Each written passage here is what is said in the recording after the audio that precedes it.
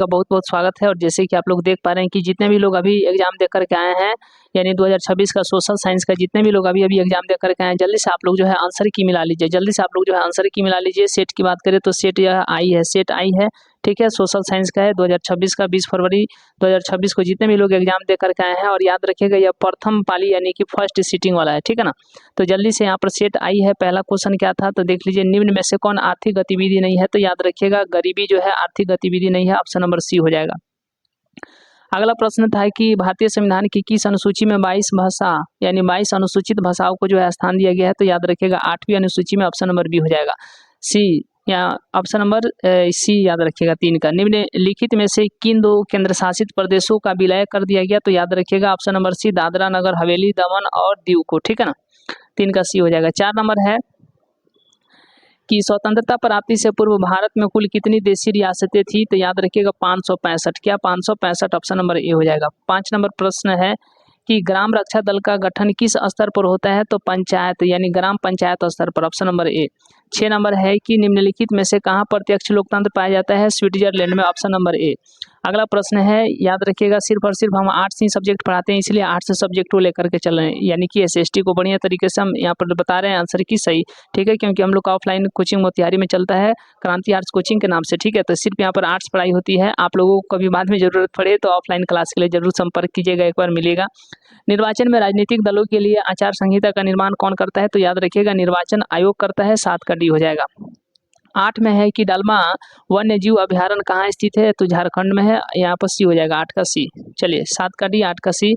अगला क्वेश्चन देखते हैं, अगला क्वेश्चन देखते हैं, अगला क्वेश्चन देखते हैं। चलिए यहाँ पर 7 का क्या हो जाएगा, सी, ठीक है। अभी आपको बताएं 8 का यहाँ पर सी बताएं, 7 का डी 8 का सी। 9 नंबर देखते हैं कि रक्त और लौह की नीति का अवलंबन किसने किया। तो बिस्मार्क ने किया। किसने किया, बिस्मार्क ने किया। ऑस्ट्रिया का चांसलर कौन था। तो याद रखिएगा ऑस्ट्रिया का चांसलर मेटरनिक था, ठीक है। 11 नंबर है कि जुलाई 1830 की क्रांति के फलस्वरूप फ्रांस में किसका शासन स्थापित हुआ। तो लुई फिलिप का। किसका, लुई फिलिप का। 11 का सी, ठीक है।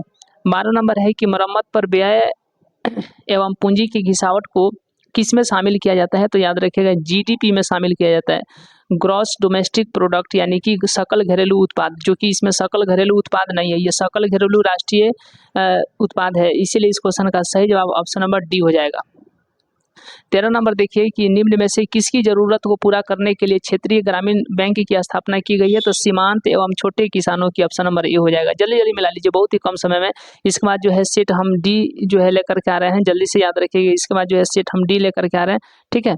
तो 13 का क्या हो जाएगा, 13 का ए हो जाएगा। उसके बाद में 14 को देख लीजिए, जल्दी से 14 को देख लीजिए। 14 को सार्वजनिक कल्याण, याद रखिएगा सार्वजनिक कल्याण किस अर्थव्यवस्था का उद्देश्य होता है। तो याद रखिएगा समाजवादी अर्थव्यवस्था का, ऑप्शन नंबर बी हो जाएगा। स्वतंत्रता प्राप्ति के पूर्व राष्ट्रीय आय गणना का प्रयास किसने किया था। दादा भाई नौरोजी ने, ऑप्शन नंबर सी हो जाएगा। ऑप्शन नंबर यहाँ पर सी हो जाएगा, ठीक है। अगला क्वेश्चन हम लोग देखते हैं,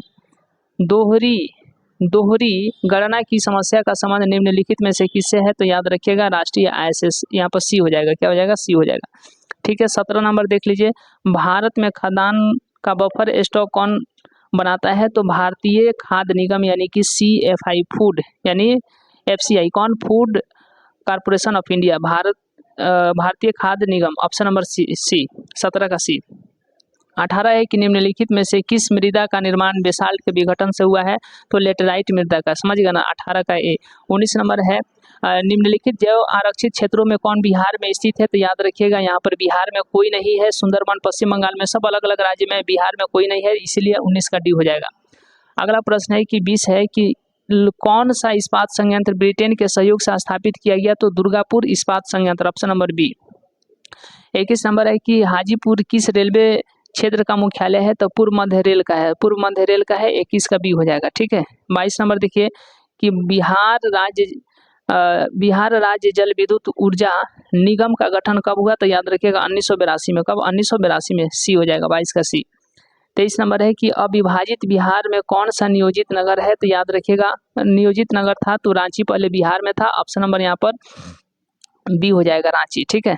23 का हो गया। 24 नंबर देख लीजिए, तल चिन्ह की सहायता से किसी स्थान विशेष की मापी गई ऊंचाई को क्या कहा जाता है। तो स्थानिक ऊंचाई कहा जाता है। क्या कहा जाता है, स्थानिक ऊंचाई, ऑप्शन नंबर ए हो जाएगा। दक्षेस का मुख्यालय कहाँ है? तो दक्षेस का मुख्यालय जो है नेपाल की राजधानी काठमांडू में है, यानी कि ऑप्शन नंबर बी हो जाएगा। अगला क्वेश्चन देखिए 26 नंबर, निम्न में से कौन चंद्रगुप्त मौर्य के दरबार में आया था? तो मेगास्थनीज आए थे। कौन आए थे? मेगास्थनीज। 26 का बी हो जाएगा। 27 नंबर है कि गांधी इरविन पैक्ट को किस नाम से जाना जाता है? तो गांधी इरविन पैक्ट को जो है दिल्ली समझौता या दिल्ली पैक्ट के नाम से जाना जाता है। 27 का बी हो जाएगा। खान अब्दुल गफ्फार खान ने किस संगठन की स्थापना की थी? तो याद रखिएगा खुदाई खिदमतगार का, ऑप्शन नंबर सी हो जाएगा। साइमन कमीशन में कितने सदस्य थे? तो 7 सदस्य, यानी कि बी हो जाएगा। अगला क्वेश्चन है कि अखिल भारतीय खिलाफत आंदोलन के अध्यक्ष कौन थे? तो महात्मा गांधी थे, ऑप्शन नंबर बी हो जाएगा। 31 नंबर है कि गदर पार्टी की स्थापना कहाँ हुई थी? तो याद रखिएगा अमेरिका में हुई थी। भले ही गदर पार्टी भारतीय गदर पार्टी थी, लेकिन यह इसकी स्थापना जो है अमेरिका में किया गया था, समझ गया ना। 31 का यहाँ पर बी हो जाएगा। 32 नंबर याद रखिएगा, रूस ने ब्रेस्ट लिटोवस्क की संधि किससे की? ये हम आपको पढ़ाए थे और बताए भी थे कि ये दरोगा में पूछा गया एग्जाम, ये दरोगा में पूछा गया क्वेश्चन है, तो ये याद रखिएगा आने की संभावना है। सच में देख लीजिए आ गया। रूस ने ब्रेस्ट लिटोवस्क की संधि 1918 में जर्मनी के साथ हुई थी, समझ गए ना। ऑप्शन नंबर बी हो जाएगा। 33 नंबर है कि निम्नलिखित में से कौन नरमपंथी के नेता थे? तो Feroze Shah Mehta, option number A हो जाएगा। अगला क्वेश्चन एकदम सही, 100% सही बता रहा है, समझ गए ना। किसी की तरह ये नहीं कि हाँ सभी सब्जेक्ट हम ही पढ़ाएंगे, मैथ पढ़ाएंगे, साइंस पढ़ाएंगे, सब हम ही पढ़ाएंगे। अब भले उसका ज्ञान रहे चाहे ना रहे, झूठ मूठ का ऐसा लोग करते रहते हैं सिर्फ व्यूज के लिए। देखिए आप हमको खोज लीजिए, कहीं आपको जो है आर्ट्स के अलावा कोई सब्जेक्ट मिलेगा तो बताइएगा, मतलब जिसमें हम अगर मैथ भी पढ़ाए होंगे तो बहुत पहले पढ़ाए होंगे। दूसरा बात यह है कि बिना जो है अपने अंदर एबिलिटी का हम लोग कोई काम नहीं करते। निम्नलिखित में से किस बैंक की स्थापना सबसे पहले हुई? तो याद रखिएगा पंजाब नेशनल बैंक की स्थापना, ऑप्शन नंबर सी हो जाएगा, समझ गया ना। 35 का देख लीजिए, पंचवर्षीय किस पंचवर्षीय योजना के दौरान प्रथम वेतन बोर्ड का गठन हुआ? तो याद रखिएगा प्रथम वेतन बोर्ड का गठन जो है 1946 में हुआ और पंचवर्षीय योजना की शुरुआत 1951 से है। लेकिन यहाँ पर ऑप्शन दिया हुआ है ना, तो ऑप्शन नंबर ए हो जाएगा, क्योंकि प्रथम पंचवर्षीय योजना के आसपास ही यानी कि 1946 में किया गया था, तो ऑप्शन दिया है, तो यहाँ पर ऑप्शन नंबर ए मार दीजिए। अगला क्वेश्चन चलिए 36 नंबर है कि 1800 ईस्वी में भारतीय निर्यात में सूती वस्त्र का कितना हिस्सा प्रतिशत, यानी कितना सूती वस्त्र का हिस्सा मतलब उसका भागीदारी कितना प्रतिशत था? तो 30% था, ऑप्शन नंबर ए हो जाएगा, समझ गया ना। जल्दी जल्दी आंसर मिला लीजिए, क्योंकि फिर इसके बाद जो है दूसरा सेट ऑप्शन नंबर डी को हम भेज रहे हैं, अपलोड कर रहे हैं। निम्नलिखित में से कौन सा पत्र ब्रिटिश सरकार का पूर्ण समर्थक था? तो याद रखिएगा the Pioneer, option number A हो जाएगा। ब्रिटिश को बॉम्बे किसने दिया था? तो याद रखिएगा पुर्तगालियों ने, ऑप्शन नंबर बी हो जाएगा। 39 नंबर है कि मुद्रण कला का आविष्कार का श्रेय किस देश को जाता है? तो याद रखिएगा चीन को, ऑप्शन नंबर ए हो जाएगा। 40 नंबर है कि यूरोपीय, सब ये क्वेश्चन पढ़ाए थे, सब वहीं से लड़ा है। यूरोपीय आर्थिक संघ के गठन का सुझाव सर्वप्रथम किसने दिया? तो याद रखिएगा फ्रांस के विदेश मंत्री, ऑप्शन नंबर बी हो जाएगा, ठीक है। 41 है कि खनिज पदार्थों में कौन सा भारतीय क्षेत्र समृद्ध नहीं है? तो याद रखिएगा गंगा का मैदान, ऑप्शन नंबर यहाँ पर बी हो जाएगा। अगला क्वेश्चन है 42 नंबर है कि एंथ्रासाइट कोयले के संबंध में कौन सा कथन सत्य है? तो याद रखिएगा यह सर्वोच्च कोटि का है, सर्वोच्च कोटि का है, ठीक है ना, सर्वोच्च कोटि का है। और इसमें कार्बन की मात्रा जो है 88 से लेकर के 96% तक होती है, 88 से लेकर के 96% तक होती है। तो ये तो 30% दिया, ये तो गलत हो जाएगा, तो सही ऑप्शन नंबर ए हो जाएगा। सीमेंट निर्माण के लिए किस कच्चे माल की आवश्यकता पड़ती है? तो इनमें से सभी की, समझ गए ना, इनमें से सभी की भी 43 का डी हो जाएगा। 44 है कि रबी की फसलें जो है किस ऋतु में बोई जाती है? तो रबी की फसल जो है शीत ऋतु में बोई जाती है, ऑप्शन नंबर ए हो जाएगा।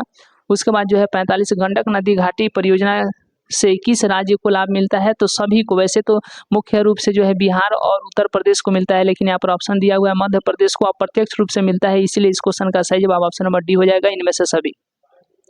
हीराकुंड बांध किस नदी पर निर्मित है? तो महानदी पर है। किस नदी पर? महानदी पर, ऑप्शन नंबर बी हो जाएगा। 47 है कि खनिज तेल उत्पादन में कौन देश अग्रणी है? तो संयुक्त राज्य अमेरिका है, ऑप्शन नंबर बी हो जाएगा। कुल जल का कितना प्रतिशत भाग महासागरों में निहित है? तो 96.5%, ऑप्शन नंबर यहाँ पर बी हो जाएगा, ठीक है ना। अगला क्वेश्चन है 49 नंबर, निम्नलिखित में से मुद्रा की विशेषता क्या है? तो इनमें से सभी है, ऑप्शन नंबर डी हो जाएगा, 49 का डी। 50 नंबर है कि अर्थव्यवस्था के संतुलन के लिए क्या आवश्यक है? तो याद रखिएगा बचत बराबर निवेश, समझ गए ना, ऑप्शन नंबर बी हो जाएगा।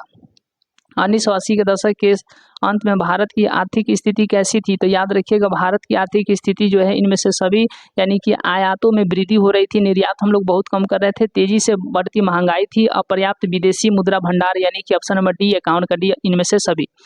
अगला क्वेश्चन है 52 की बैंकिंग सेवा किस आर्थिक क्षेत्र का भाग है? तो ये तृतीय का है, इसी को जो है सेवा क्षेत्र कहा जाता है, 52 का सी हो जाएगा। 53 है कि संयुक्त राष्ट्र मानव विकास कार्यक्रम द्वारा पहली मानव विकास रिपोर्ट किसके निर्देशन में तैयार की गई? तो महबूब उल हक के, ऑप्शन नंबर बी हो जाएगा। मनरेगा के तहत जो है कम से कम कितने दिनों की रोजगार देने की गारंटी दी जाती है, तो कम से कम 100 दिनों की रोजगार देने की गारंटी दी जाती है। ऑप्शन नंबर ए हो जाएगा। निम्न में से कौन गैर संस्थागत वित्त का स्रोत है, तो याद रखिएगा महाजन, समझ गए ना, महाजन है, ऑप्शन नंबर सी हो जाएगा। 56 नंबर क्वेश्चन देख लीजिए, निम्नलिखित योजनाओं में से सबसे पहले किस योजना की शुरुआत हुई थी, तो जवाहरलाल नेहरू की, समझ गए ना, मनरेगा बाद में हुआ, जवाहर रोजगार योजना, ऑप्शन नंबर बी हो जाएगा। 57 नंबर जल्दी से मिला लीजिए, कौन नदी घाटी परियोजना उत्तर बिहार में नहीं है, ये जो है सभी के सभी बिहार में है, लेकिन सोन नदी घाटी जो है दक्षिण बिहार में, ऑप्शन नंबर ए हो जाएगा। ऑप्शन नंबर ए हो जाएगा सोन नदी घाटी परियोजना, ठीक है। यंग इटली की स्थापना किसने की, आपको बार बार बोले कि ये क्वेश्चन में पूछेगा, मेजनी ने, ऑप्शन नंबर बी हो जाएगा, ठीक है। अगला क्वेश्चन है 59 number, Gregorian calendar Julian calendar से कितने दिन आगे चलता है, तो 13 दिन आगे चलता है, ऑप्शन नंबर सी हो जाएगा। वियतनाम फ्रांसीसी आधिपत्य से कब स्वतंत्र हुआ, तो 2 सितंबर, याद रखिएगा 1945 को, ऑप्शन नंबर सी हो जाएगा। ऑप्शन नंबर सी हो जाएगा। अगला क्वेश्चन है कि कैप्टन कोंग ले के नेतृत्व में सैनिक सरकार कहाँ बनी थी, सैनिक तख्तापलट, याद रखिएगा लाओस में, ऑप्शन नंबर ए हो जाएगा। अगला क्वेश्चन है 62 नंबर की, किस अधिनियम, ध्यान दीजिएगा, किस अधिनियम द्वारा नगरपालिका में निर्वाचित सदस्यों की संख्या घटा दी गई, तो Calcutta corporation act, option number C हो जाएगा। 63 नंबर है कि गांधी जी ने गुरुदेव की उपाधि किसे दी थी, तो याद रखिएगा रविन्द्रनाथ टैगोर को, किनको, रविन्द्रनाथ टैगोर को, समझ गए ना। रविन्द्रनाथ टैगोर ने महात्मा गांधी को कौन सी उपाधि दी थी, तो इनको महात्मा बोले थे, समझ गए ना, तो 63 का बी हो जाएगा। यहाँ पर याद रखिएगा 64, मुसलमानों के लिए पृथक निर्वाचन की व्यवस्था किस योजना के तहत किया गया, तो मार्ले मिंटो सुधार, ऑप्शन नंबर सी हो जाएगा। ऑप्शन नंबर सी हो जाएगा।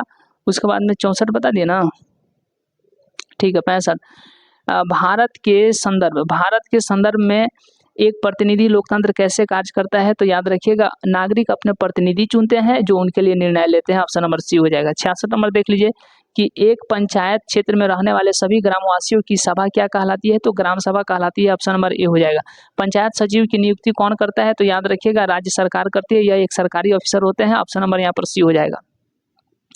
68 नंबर देख लीजिएगा, निम्नलिखित में से क्या संघीय सरकार की विशेषता नहीं है, तो याद रखिएगा लचीला संविधान जो है ये संघीय सरकार की विशेषता नहीं है, 68 का सी हो जाएगा। 69 है कि निम्नलिखित में से किस देश में बहुदलीय व्यवस्था नहीं है, तो चीन में जो है बहुदलीय व्यवस्था नहीं है बल्कि एक दलीय व्यवस्था है, यानी कि 69 का सी हो जाएगा। दे रहे हैं, चलिए अगला हम लोग जल्दी से देख लेते हैं, बहुत बढ़िया, बहुत शानदार, जबरदस्त, मस्त। चलिए अगला हम लोग देखते हैं जल्दी से। अगला यहाँ पर कितना नंबर, 70 नंबर का भी बताएं कि भारत की केंद्रीय सरकार के गठबंधन का क्या नाम है, तो याद रखिएगा। अच्छा अभी क्वेश्चन क्या था, निम्नलिखित में से किस देश में बहुदलीय व्यवस्था नहीं है, तो चीन में, कहाँ पे, चीन में, यानी 69 का सी हो जाएगा। 70 नंबर है कि भारत की केंद्रीय सरकार के गठबंधन का क्या नाम है, तो याद रखिएगा अभी एनडीए, यानी कि नेशनल डेमोक्रेटिक एलियंस, यानी कि एनडीए है, राष्ट्रीय जनतांत्रिक गठबंधन, ऑप्शन नंबर ए हो जाएगा। 71 नंबर देख लीजिए जल्दी से, नेपाल में लोकतंत्र को कब अस्थायी रूप से बहाल किया गया, तो 2006 में, ऑप्शन नंबर ए हो जाएगा। लोकतंत्र का सबसे बुनियादी परिणाम क्या है, तो याद रखिएगा जवाबदेह सरकार, ऑप्शन नंबर डी हो जाएगा। 72 हो गया। 73 देख लीजिए, भारत में आपदा प्रबंधन का सर्वोच्च निकाय क्या है, तो राष्ट्रीय आपदा प्रबंधन प्राधिकरण, ऑप्शन नंबर ए हो जाएगा। 73 के बाद में 74 नंबर देख लीजिए, दामोदर नदी किस राज्य में बाढ़ का प्रमुख कारण है, तो इसे जो है पश्चिम बंगाल का जो है शोक कहा जाता है। बिहार का शोक कोसी नदी को और पश्चिम बंगाल का शोक जो है याद रखिएगा दामोदर नदी को कहा जाता है, ऑप्शन नंबर सी हो जाएगा। सर्वाधिक विनाशकारी भूकंपीय तरंग कौन सी है, तो एल तरंग है। कौन सी तरंग है, एल तरंग है। अगला क्वेश्चन है 76 नंबर की, बिहार में भयंकर सूखा कब हुआ था, 1966-67 में, ऑप्शन नंबर यहाँ पर बी हो जाएगा, समझ गए ना। उसके बाद जो है 77 देख लीजिए, सामान्य संचार व्यवस्था के बाधित होने का मुख्य कारण क्या है, तो इनमें से सभी, 77 का डी हो जाएगा, इनमें से सभी, समझ गए। इंडियन नेशनल सैटेलाइट सिस्टम यानी इनसेट का प्रयोग किस लिए किया जाता है, तो सभी के लिए, ऑप्शन नंबर डी हो जाएगा, ऑप्शन नंबर डी हो जाएगा।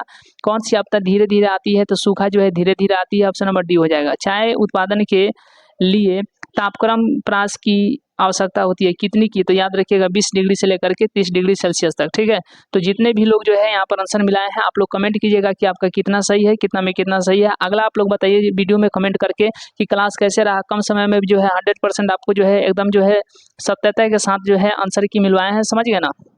तो इसीलिए जो है आप लोग इस वीडियो को अपने सभी के सभी दोस्तों तक भेजिए और बोलिए कि यहाँ पर 100% जो है बताया गया है, सही एकदम जो है 100% सही बताया गया है। आप लोग अपना अपना आंसर मिला लीजिए। अब जो है बहुत ही जल्द जो है सेकंड सीटिंग का जो है हम यहाँ पर जो है अपलोड करने वाले हैं। पहले जो है आप लोग ये बताइए कि फर्स्ट सीटिंग का जो है अभी तो आई कराए हैं, तो सेकंड सीटिंग का कराने से पहले अभी आप लोगों को बताना है कि अभी जो है हम आई सेट लिए हैं, इसके बाद जो है डी या कोई भी अगर आप कहिएगा उसको जो हम अभी तुरंत बना करके भेज देते हैं, वीडियो अपलोड कर देते हैं। लेकिन आप लोग जो है एक नंबर लिख लीजिए 88 73 74, समझ गए ना, 10 17। आप लोग जो है यदि अपना कॉपी चेक कराना चाहते हैं यानी एग्जाम दे करके आए हैं पूरा सत्यता के साथ, तो इसी नंबर पर व्हाट्सअप करके उसका मतलब पीडीएफ भेज दीजिएगा, समझ गए ना, उसका पीडीएफ भेज दीजिएगा और यहाँ से हम चेक कर देंगे, समझ गए, यहाँ से हम चेक कर देंगे। और इस तरीके से जो है आप लोगों को कोई दिक्कत नहीं होगा। 88 73 14 10 70 पर आप लोग व्हाट्सअप कर दीजिएगा। और दूसरा बात यह है कि आप लोगों को ध्यान देना है कि देखिए यहाँ पर जो है आर्ट्स क्लास चलता है मोतिहारी में, क्रांति आर्ट्स कोचिंग सेंटर। आप लोगों को कभी आर्ट्स पढ़ने की आवश्यकता पड़े ऑफलाइन या ऑनलाइन, तो आप हमसे जरूर एक बार संपर्क कीजिएगा। यहाँ पर हिस्ट्री, ज्योग्राफी, पॉलिटी, इकोनॉमिक्स मात्र 4 सब्जेक्ट हम ही पढ़ाते हैं और बहुत ही शानदार तरीके से। मिलते हैं अगले वीडियो में अगले सीट के साथ, तब तक के लिए बहुत बहुत धन्यवाद, बहुत बहुत धन्यवाद।